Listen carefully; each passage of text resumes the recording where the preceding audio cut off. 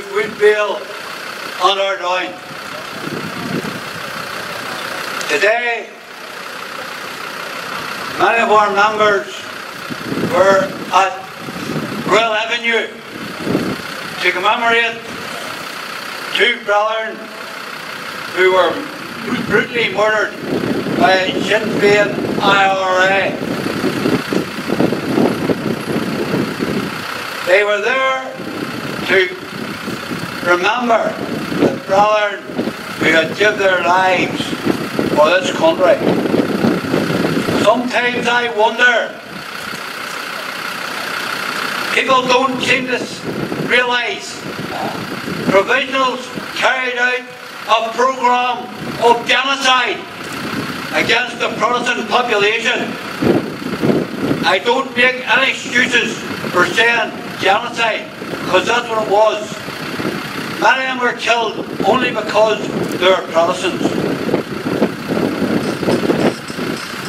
This week, we've seen, even in the highest parts of the British government, people who would do things for money, namely Jack Straw and Malcolm Rickin, two ex-ministers of this government. People wonder why people don't vote. Well, there's one of the reasons why they don't vote. They fell in their own nests. God forgive them. They're put in trust to look after the people of this country. I always emphasise, MPs are not in charge. We are in charge. The taxpayers. We are their bosses. They are not our bosses. So remember that. MPs are servants of the greater population. We wonder, do they realise that as well? I don't think so. We listened to David Cameron regarding immigration to this country. He was going to cut it. He didn't cut it. It's even worse than was thought. Brethren, the government hasn't the guts to govern. Jack Straw says he had time in his hands. Time in his hands? You're supposed to be working for the people. On top of that, I can understand why it time in his hands. For 2/3 of the legislation in existence in the UK at the present time has its origins in the European Parliament. In other words, do we really need them? That's the point we have to ask. If they would take back the powers which they have surrendered, then we would be a better run nation. We understand that people do not realise the extent of the skullduggery which takes place in government. I remember as a young man being told, Westminster is the mother of all parliaments. My goodness, how the mighty has fallen. We, brethren here, are demanding our civil and religious rights with detriment to no one. We, the brethren, have stood here for 564 days. Oh, sorry, 96 days, sorry. It's not long. Senior moment.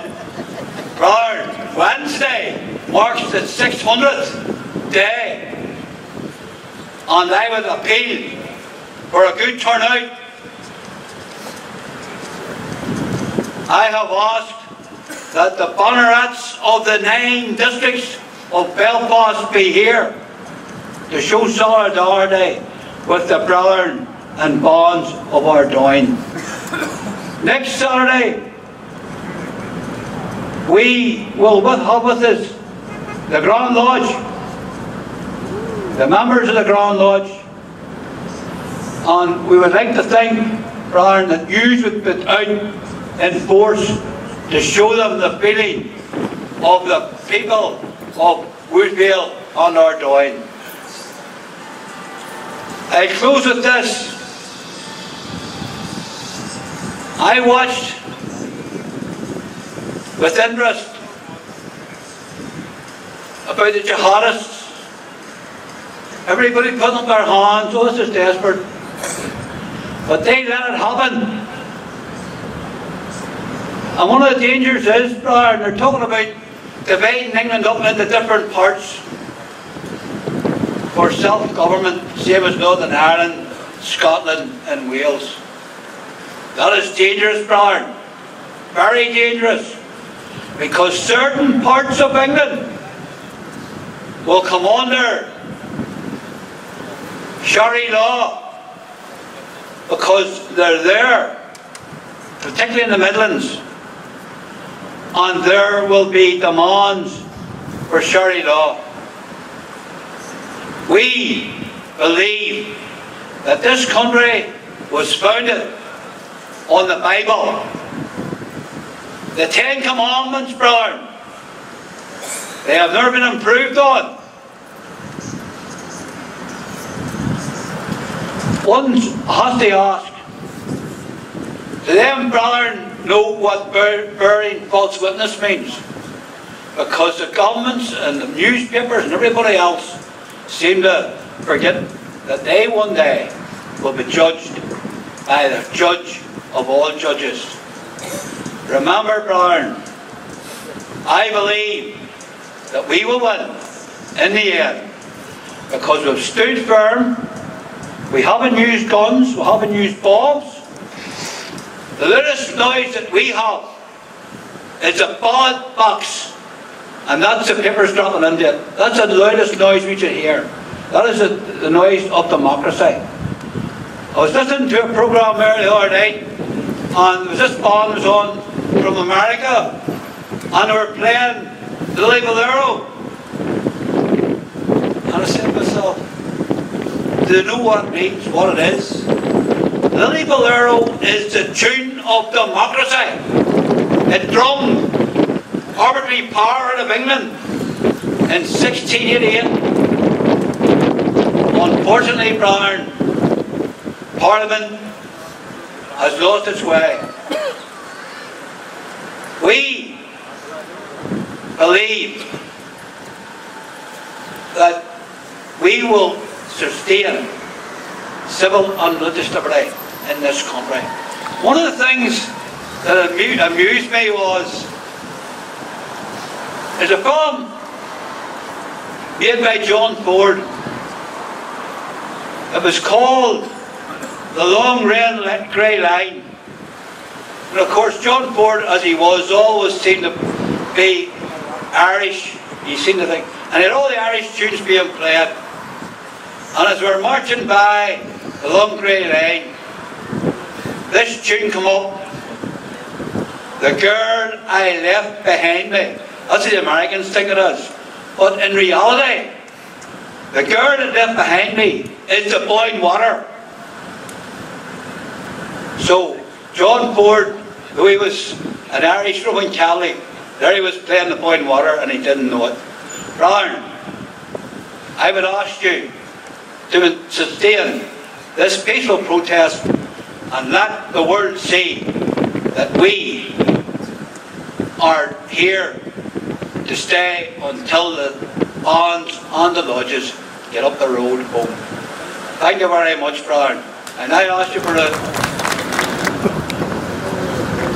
Brother, one of the main supporters of this protest has been Brother Drew Johnson. You all know Drew. Unfortunately, he's had a family bereavement.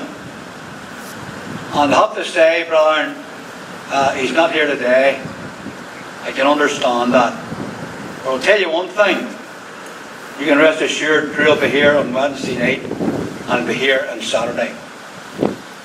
So, would you remember the family in your prayers, brother?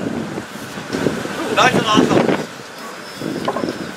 God save our gracious Queen, long live our noble Queen. God save the Queen, send her victorious, happy and glorious, long to reign over. God save the Queen. The Queen, God bless her.